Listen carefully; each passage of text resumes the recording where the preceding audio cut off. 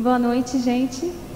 Quando a irmã Consuela e a irmã Rose me convidaram para estar falando com vocês, a primeira coisa que eu pensei...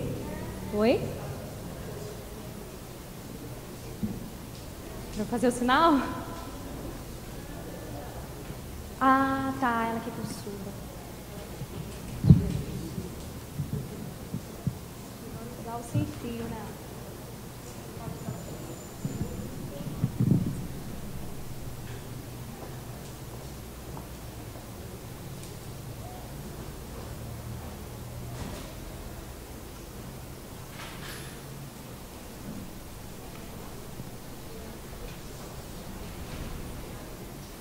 Som. Boa noite, gente. Quando a irmã Consuelo e a irmã Rose me convidaram para estar falando com vocês, a primeira coisa que eu pensei foi: mas como eu vou falar com elas, as esposas, né, se eu ainda não sou casada? Aí eu coloquei uma foto da Dorothy, né, com aquela caradinha.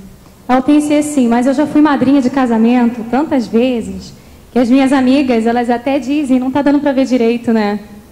Só tá dando para ver ali. Elas até falam comigo que eu já dá até para eu fazer um arco-íris de cores, com a quantidade de cores que eu já fui madrinha de casamento. Então, eu ouço muito, né? Às vezes eu aconselho alguns amigos, mas vocês sabem que não é a mesma coisa que viver na pele, né? Você viver na primeira pessoa, você está envolvido até o pescoço num casamento, né? E eu fiquei pensando nessas coisas, assim, colocando alguns obstáculos, mas de repente eu senti Deus tocar o meu coração para falar com vocês algo realmente de uma opinião externa, uma opinião de alguém que ainda não se casou. Porque eu tenho observado que as minhas amigas que ainda são solteiras, jovens do meu tempo, do nosso tempo, elas têm revelado um medo muito grande do casamento. Você vê que elas têm mais medo de se casar do que ser mãe. É interessante que o casamento tem sido... né? A gente vê que não são só os homens que estão querendo fugir do casamento, as mulheres também. Tem aquela coisa de ficar protelando, sabe? Adiando. Ah, não, primeiro eu vou fazer isso, primeiro eu vou conquistar aquilo, primeiro, depois eu caso. Tem sido aquele estilo, quem está dentro quer sair e quem está fora não quer entrar. E eu pensei assim, o que tem contribuído não é muito bem a pós-modernidade, o feminismo. A gente culpa o feminismo, a pós-modernidade, para essa questão das mulheres terem um certo temor em relação ao casamento no nosso tempo, as jovens. Mas quando nós paramos para pensar, o que realmente assusta são os exemplos que nós temos ao nosso redor. Os exemplos dos casamentos têm realmente nos assustado. O modo como nós vemos os relacionamentos dos casamentos se desenrolarem.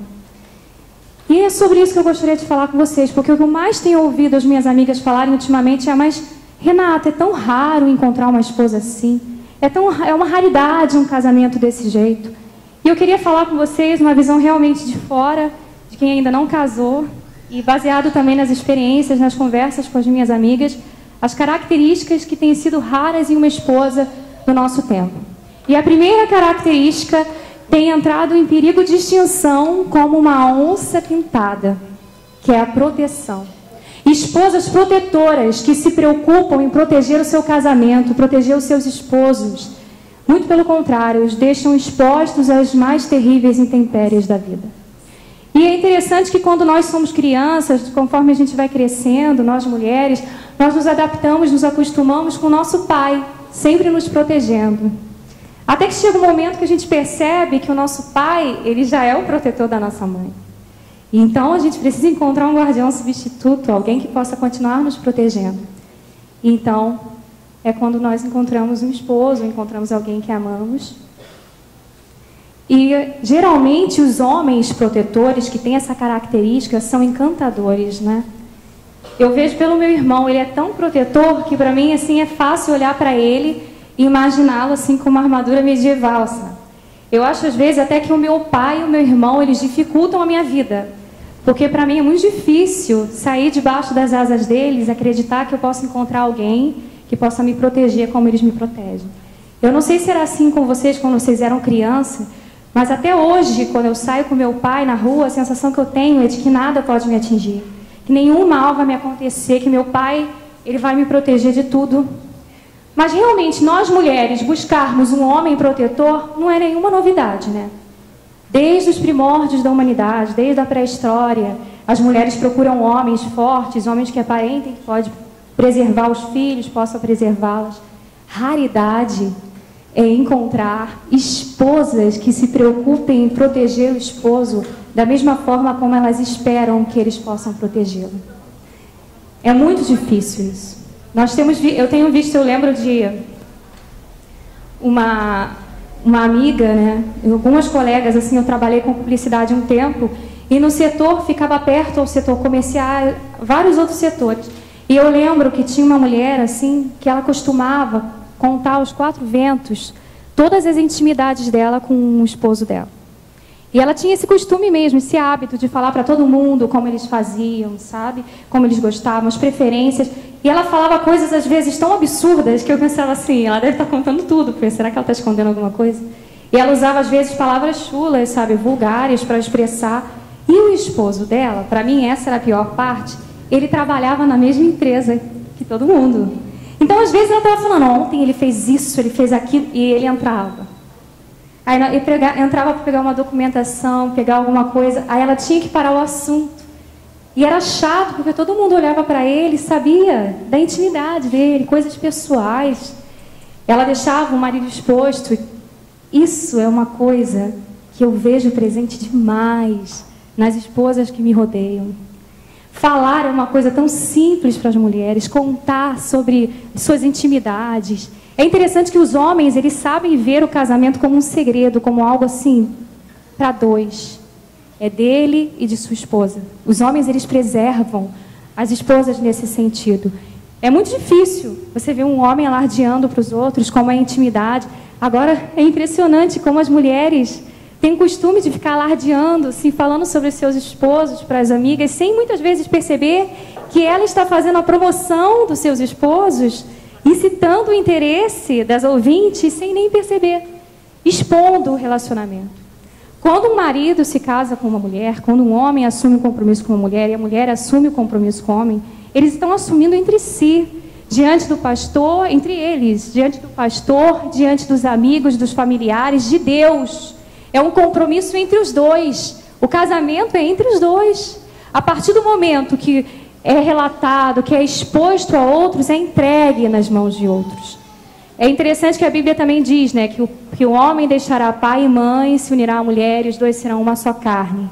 A gente pensa, por que a Bíblia não diz deixará pai, mãe, primo, amigo? Tem necessidade? Se você precisa se desgarrar do seu pai e da sua mãe, o homem precisa se desgarrar do pai e da mãe, imagine os primos, os amigos. Mas quantos relacionamentos eu tenho visto ao meu redor desmoronar por causa da interferência de outras pessoas, de familiares. Não é à toa que existem tantas piadinhas de sogra, né? Muitas mulheres se casam e levam suas mães para o casamento e interferem. É absurdo notar isso tudo, porque o casamento é um compromisso que os dois assumem de amor, de lealdade, de honrar um ao outro, um com o outro. É para os dois. E a Bíblia nos conta, né, que Adão, quando ele adormeceu e Deus tirou da sua costela, criou a mulher, ele diz, esta sim é osso dos meus ossos e carne da minha carne. Ela será chamada mulher, porque do homem foi tirada. Esse texto, em hebraico, ele tem a ver com do lado, foi tirado do seu lado. Então, nós vemos que é realmente nítido qual é o lado em que a mulher deve estar. A partir do momento que ela se casa com um homem, ela deve estar do lado desse homem. Ela deve cuidar desse homem. Ela não deve estar do lado de fulano, de ciclano, ela deve estar do lado do seu esposo. E quantas eu vejo, cara, guerrear com seus esposos, guerrear com seus maridos em favor de pessoas, às vezes, que não tem nada a ver. E quando Deus diz aquele texto, farei uma auxiliadora idônea, ela tem a ver com aquela palavra hebraica que diz Ezé, que é a mesma coisa que protetora, auxiliadora. É uma pessoa que proteja, que preserve. E a mulher sábia, ela edifica a casa, tola a derruba com as próprias mãos. Aí algumas dizem, o que Deus uniu não separa o homem, mas muitas vezes não é o homem, não é o diabo, não é o terceiro que separa, é ela mesma que está derrubando a casa com as suas próprias mãos. Os terceiros só entram na história para terminar de pisotear os escombros. São elas mesmas que estão fazendo seus relacionamentos desmoronarem. E você vê o quê? Que essas influências externas são a própria pessoa que permite que isso haja no seu casamento. Ela mesma dá abertura para que outras pessoas interfiram em algo tão precioso, em algo tão pessoal.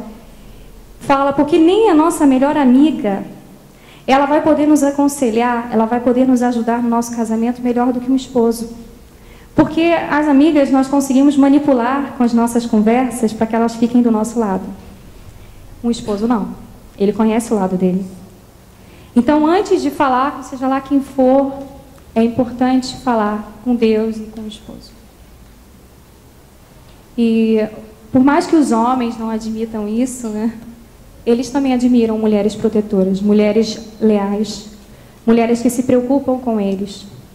Não é à toa que a Terra ela é conhecida, ela é interpretada como feminina, Gaia, a Magna Mater, a grande mãe, porque provê o sustento e gera a vida. Que vocês sejam para os esposos de vocês como a terra é para toda a humanidade, que vocês possam cuidar, que eles possam encontrar deleite em vocês. O segundo ponto, né? Cadê a caixinha? Eu deixei a caixinha. Está muito longe, acho que eu vou levar para lá.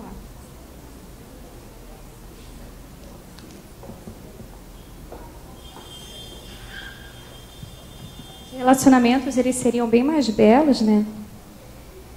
Se as pessoas os tratassem como eles realmente são. Frágeis. Frágeis. E uma vez quebrados, uma vez estraçalhados, uma vez pulverizados, torna-se uma tarefa titânica tentar reconstruí-los. Então protejam, preservem, porque é frágil. Segunda coisa, assim, segundo ponto, segunda característica que nós assim, eu e minhas amigas, né, no caso, temos achado raras, assim, raríssimas, como um diamante rosa. Nas esposas do nosso tempo, as esposas que nós observamos ao nosso redor, são aquelas que são prudentes com as palavras. Pode passar?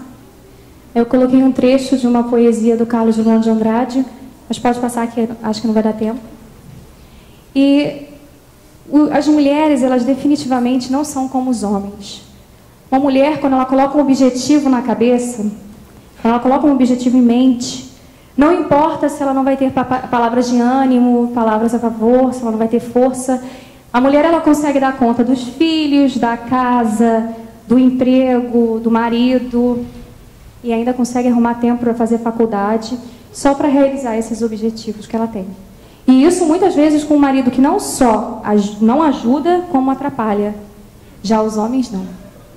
Um homem sem o estímulo da sua esposa, ele dificilmente chegará em algum lugar. É impressionante como os homens, eles são mais vulneráveis, assim, eles são mais fáceis de serem atingidos por uma palavra, às vezes, descuidada, do que a mulher.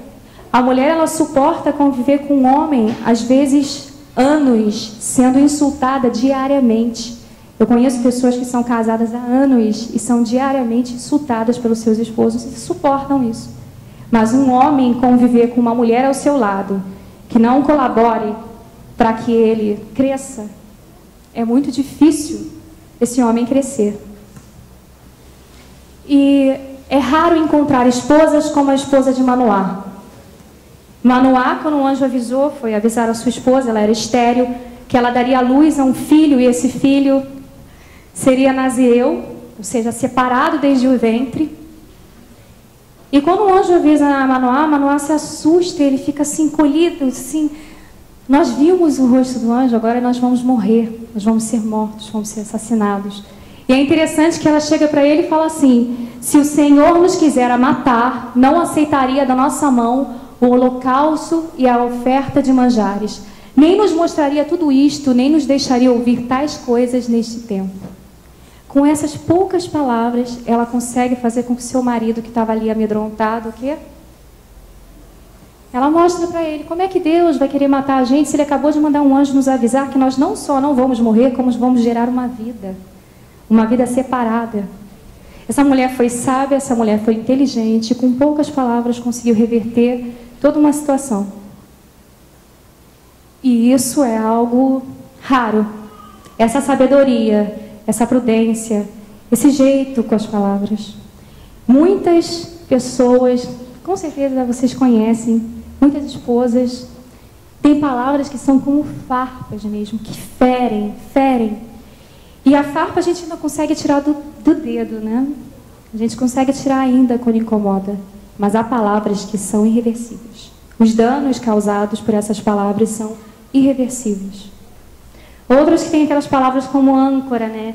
Que fica ali amarrada na nossa canela e vai sugando o coitado do marido, que para ele submergir.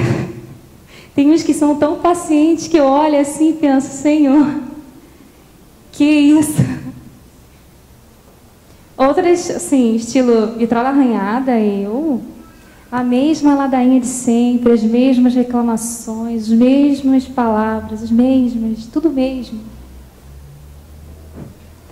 Outras se disputam com o filho, né? Quem é mais pidão, só sabe pedir.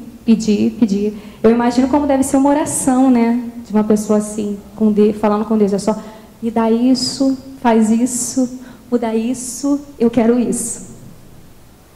Outras são armadas, assim, usam as palavras como se fossem armas, estão sempre na defensiva. Você começa a falar com a pessoa, ela já está com 7 pedras na mão. E há pouco tempo, né, refletindo sobre essa questão de palavras, eu me ative muito a Deus mesmo. Ele é um ser de palavra, ele tem palavra. Deus se preocupou em criar seres que se comuniquem, que falem, e através das palavras ele chegou, ele se comunicou conosco. Nós temos a palavra dele, né? A Bíblia, que nós chamamos de palavra de Deus, ele se comunica. Deus admira, Deus se agrada. Admirar, possível, né? Mas ele se agrada de quem tem palavra. Tanto que o juramento em falso é o quê? É um pecado. Porque nós precisamos ter palavra. E eu e uma amiga minha, nós fomos visitar uma outra amiga em Belford Roxo, e depois do almoço nós sentamos assim uma mesa, e todo mundo começou a falar uma com a outra, né, compartilhar algumas histórias que a gente conhecia bem românticas. Aí tu sabe, né, tem sempre aquelas histórias mirabolantes, tem aquelas outras estilo conto de fadas e tal. Aí de repente a mãe do esposo da minha amiga, no caso a sogra dela, falou assim, eu posso contar para vocês um pouco da minha história? Aí todo mundo, né, claro! Aí ela pegou e começou a contar. Ela contou pra gente que quando ela tinha cerca de uns 16 anos, os pais dela começaram a se preocupar em arrumar um esposo para ela. E ela começou a ficar desesperada com aquilo, né? Aí ela disse que um dia eles viviam na roça, no interior. Ela disse que estava em meio assim, colhendo milho. Ela disse que sentou no chão e falou assim, Senhor, me dê um esposo cabeludo, que me dê 5 filhos e que tenha palavra. Aí ela falou assim, bobinha eu, né, fiz um pedido. Eu pensei assim, eu não achei bobo não, sabe? Aí ela disse que quando ela se apaixonou por esse esposo, e ele estava lá, e era uma pessoa assim que quando chegou, ele te intimida, porque era um homem assim, bem rude, sabe? Com aquela cara larga, assim, os traços bem brutos, assim. Mas conforme você ia vendo ele agindo com os filhos, com a família, você ia vendo que é uma pessoa agradável, que sabia lidar com as pessoas. E aí, quando ela conheceu esse esposo, a família dela foi contra, assim como a família dele foi contra o relacionamento entre eles. Então, ele chegou para ela e falou assim, me espera. E deu para ela uma carta. Eu anotei aqui exatamente o que ela me falou, que estava escrito na carta que ele escreveu. Estava escrito assim, espere por mim, amo você. Prometo que se me esperar, vou fazer uma grande casa azul e branca para você. Teremos 5 filhos e prometo que será feliz comigo. Aí ela disse que pegou essa carta e deu a palavra dela, que ela iria esperar. E ela esperou durante 7 anos. E depois de 7 anos ele construiu uma casa. Ele construiu a casa para ela durante 7 anos. E me lembrou a história, me lembrou um pouco de Jacó também, porque ele trabalhava para o pai dela. E durante esses 7 anos, após esses 7 anos, ele construiu a casa para ela, grande, azul e branca. Eles tiveram 5 filhos. E ela falou assim para mim, para mim e para as minhas amigas na mesa, ele cumpriu tudo que ele falou que iria cumprir. E quando nós chegamos em casa, eu lembro que a minha amiga era bem longe da minha casa, né? A gente veio quietinha, assim, no caminho, mas quando chegou em casa, a gente chorou junto, assim. Pessoas tão simples. E eu sou rodeada de tantas pessoas, eu vejo tantas pessoas não cumprirem as suas palavras. Tantas mulheres que não cumprem aquilo que dizem. Às vezes uma coisa simples, uma palavra simples, mas ela não honra aquilo que diz. Que eu fiquei pensando assim, eles cumpriram a palavra deles. Hoje a família de ambos os aceitam bem, eles têm uma relação familiar boa com todo mundo, mas cada um deles conseguiram ficar juntos porque eles honraram aquilo, eles cumpriram aquilo que eles disseram. E as palavras, elas têm o poder de ecoar, elas ecoam. E por mais que às vezes aquele quem nós amamos não esteja mais aqui, aquele eu te amo, às vezes que foi dito timidamente, ou aquele eu te amo que foi dito durante um jantar, comendo pizza, ele vai tomando proporções gigantescas. E aquelas palavras negativas, aquelas palavras que não foram positivas, elas vão se esfumaçando. Mas aquelas palavras bonitas, aquelas palavras de vida, palavras de amor, num relacionamento a dois, vão submergindo, vão aparecendo cada vez mais. Então, que possamos deixar a quem amamos com palavras de amor. Mas, Renata, eu não sou muito faladeira, eu não sou muito de falar. Mas palavras não ditas podem ser tão destrutivas quanto as nocivas palavras que são ditas. Às vezes, você não falar é pior do que falar. Porque você impede o esposo, impede seu marido de saber onde ele errou. Então, ele não tem chance de se consertar, de ser perdoado. E quando você vê a relação de vocês, o seu sentimento já esfriou. As palavras precisam ser ditas. Cuidado com elas, pois elas vão além de nós, como a luz das estrelas se propaga no espaço. Terceiro ponto que eu gostaria de falar com vocês essa noite, que é raro como um violino Stradivarius. Deixa eu achar aqui.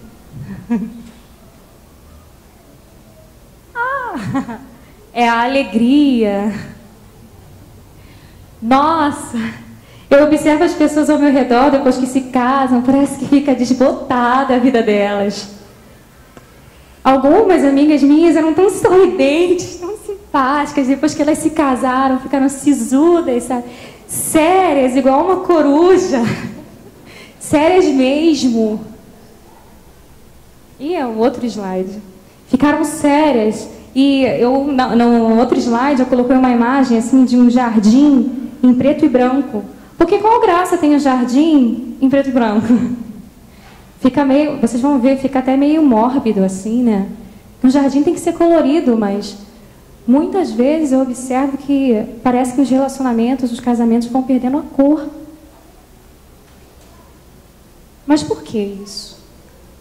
Se o casamento é algo que foi criado por Deus, é celebração, é festa, o primeiro milagre que Jesus realizou foi um casamento. Por que será? Porque Deus, ele se agrada do casamento. Deus se agrada do casamento. E os casamentos dos judeus, eles costumavam durar dias e dias e dias. Por quê? Por que observar o casamento como algo tedioso, algo cansativo, algo desagradável, algo assim, eu tenho que ir para casa? Se o casamento é como um organismo vivo, é como um órgão, como um coração, assim, pulsante, vivo, que faz fluir, gerar vida. Nossa, eu ainda não cheguei nem na metade do que eu preparei para falar com vocês, e ainda falta só 10 minutos para acabar. Que legal. Mas, deixa eu ver aqui, até me perdi.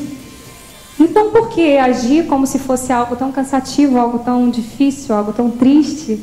Se o casamento é isso, é gerar vida, é o único modo de você refazer artesanalmente a simbiose com alguém. É o único modo de você fazer o amor. Por quê? Encarar isso como um fardo. E as esposas, as mulheres, não volta. As mulheres, elas são, é um dom inato da mulher, a alegria. É algo de mulher mesmo. Colocar alegria. São as mulheres que inspiram inspiraram os homens nas melhores obras de arte, nas melhores poesias, na música. Elas são as responsáveis por colorir a casa, colocar aqueles bibelôs, aquele bom ar, aquele perfume, toda aquela atmosfera. São as mulheres que fazem a casa um lar. Preparam aquelas tortas, né, aqueles doces, aquelas coisas maravilhosas. É um nome que está o dia inteiro na boca das crianças. É um nome o dia inteiro. Mãe, mãe, mãe. E até depois de grande continua sendo mãe.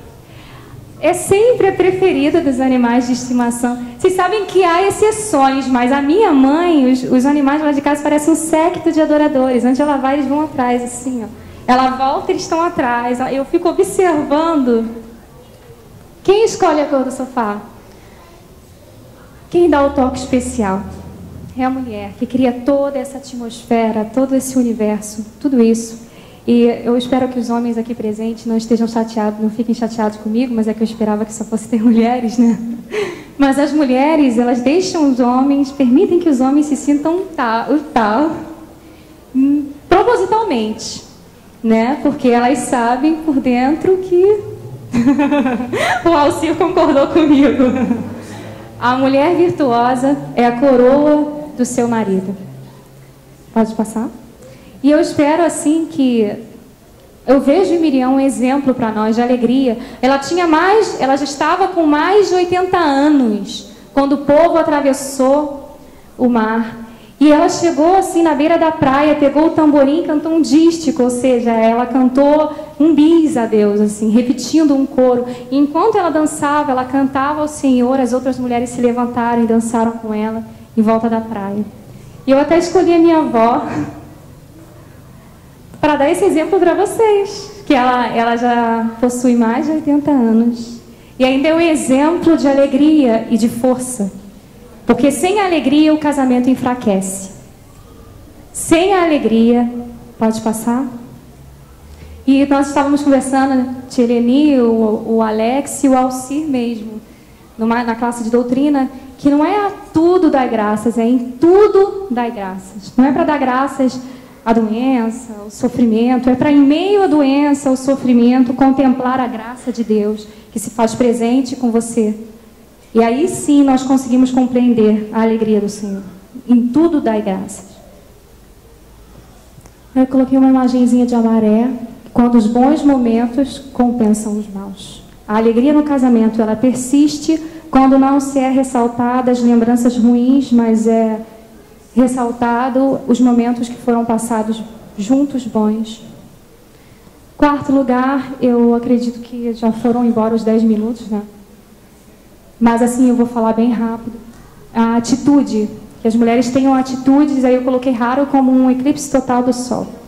E eu gostaria de dar um exemplo para vocês de uma amiga minha que chegou para mim há pouco tempo e falou assim: mas Renata, ela estava chateada porque o esposo deu para ela um buquê de rosas ao invés de dar tulipas. Ela falou: por que ele me deu um buquê de rosas se ele sabe que a minha flor preferida são tulipas?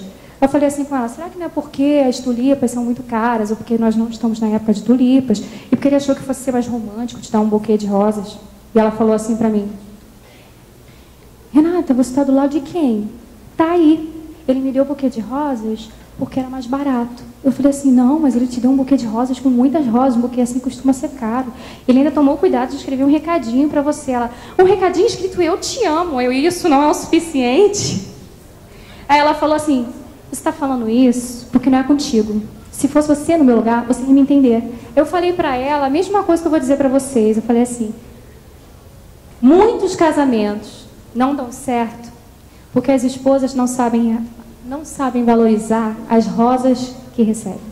Elas só sabem cobrar pelas tulipas.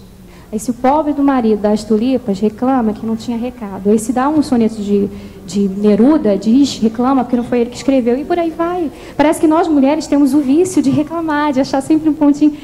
E aí outra vez ela chegou e falou assim: mas Renata, olha só, por que meu marido ele só me leva, ele só tem vontade de me levar para ir na casa dos nossos parentes? Aí eu falei com ela assim: como é que ele... Eu falei assim: você casou? Pode passar? Você casou com um vidente?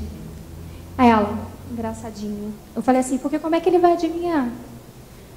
Muitas vezes nós mulheres somos insatisfeitas porque nós esperamos que os homens tomem iniciativa em tudo, mas nós também temos o costume de dissimular aquilo que nós realmente queremos, na intenção de se fazer de difícil. Não é isso mesmo que a gente faz? Isso é muito absurdo, que como é que ele vai adivinhar? Pode passar? E quanto mais atitudes nós tivermos, menor será um dos maiores vilões do casamento hoje em dia, que é o tédio. Eu coloquei uma foto de Scheherazade, mas eu acho que não vai dar tempo para falar de Scheherazade, porque o culto já vai começar. Mas eu já vou... Scheherazade é um exemplo, aquela questão da criatividade que ela tinha de, em cada noite, criar um novo conto, né? Das 1001 noites. Então, para terminar, né, o casamento funciona bem para quem tem perspectiva, para mulheres fortes, sábias e criativas, mulheres que não se deixam abater sem antes averiguar a situação minuciosamente. Mulheres que lutam pelos seus prazeres conjugais, que buscam o aperfeiçoamento e conhecimento sem pudores ou tabus. Mulheres que sabem ressaltar seus melhores atributos e se esforçam para melhorar o que vai mal. Mulheres que cuidam de sua saúde, do seu corpo, nos mínimos detalhes. Mulheres que não esperam aprender, mas estudam para ensinar. Mulheres assim costumam orgulhar seus maridos como a mulher virtuosa orgulhava o seu. Mulheres assim costumam ser motivo de cântico como a Sulamita de Salomão. Mulheres assim são mulheres de atitude, não moscas mortas e covardes, ressentidas e amarguradas. Peguei pesado, né? Mulheres que nem as suas melhores amigas aguentam mais.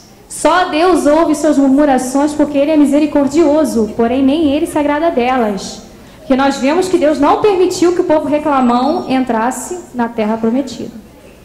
E esperar sentada. Ai Deus, como eu tenho ouvido isso. Ai Senhor, me muda. Ai, você vai ficar sentada? Deus não muda a gente. Deus, sinto informar isso, mas Deus não trabalha, não costuma trabalhar assim. Deus muda a gente enquanto caminha conosco. Ele é aquele que diz, levanta, eu vou contigo, mas a atitude é sua. Porque Deus sabe que nós somos como aquele povo que Ele fez cair do céu o maná e as cordonizes ainda tiveram cara e coragem de reclamar.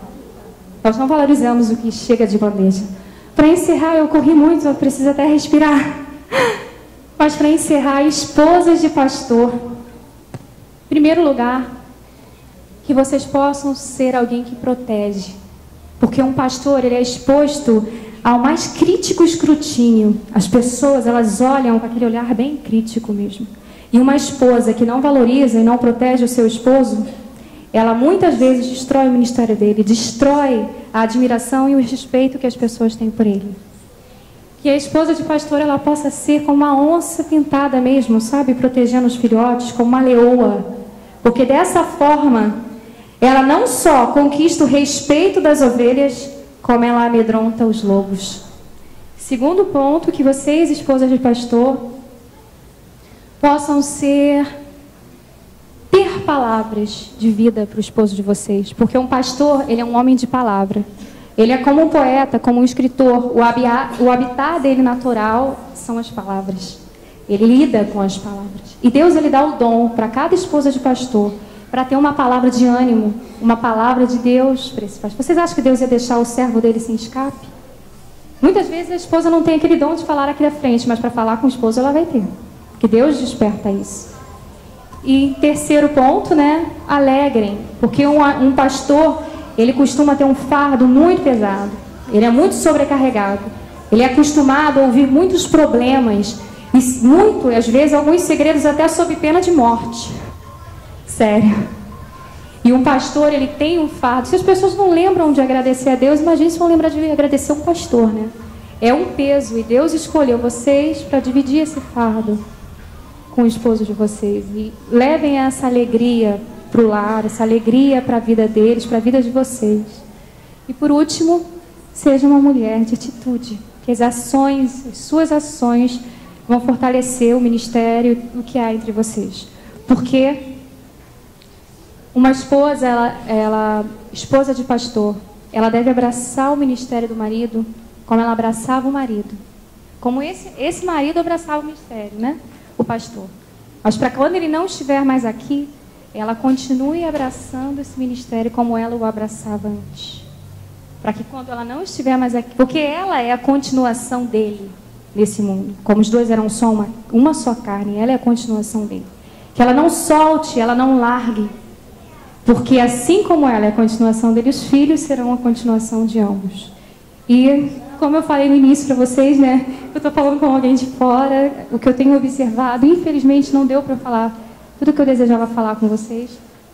Mas eu sei que se um dia, se eu sentar, eu gostaria muito de sentar e ouvir, porque eu sei que eu vou aprender muito com vocês, essa vida dois que vocês têm, com o esposo de vocês. E eu espero que o exemplo de vocês e o testemunho de vocês encorajem a nós que ainda não nos casamos a querermos nos casar. Porque os exemplos hoje em dia realmente têm nos assustado. E vocês têm a graça de ter ao lado de vocês algo que, por enquanto, eu posso ainda apenas almejar, que é um amor verdadeiro e essa experiência, que por mais que não perdure, porque nós somos perecíveis, ele perdura enquanto existirmos, né? Então, que Deus abençoe vocês.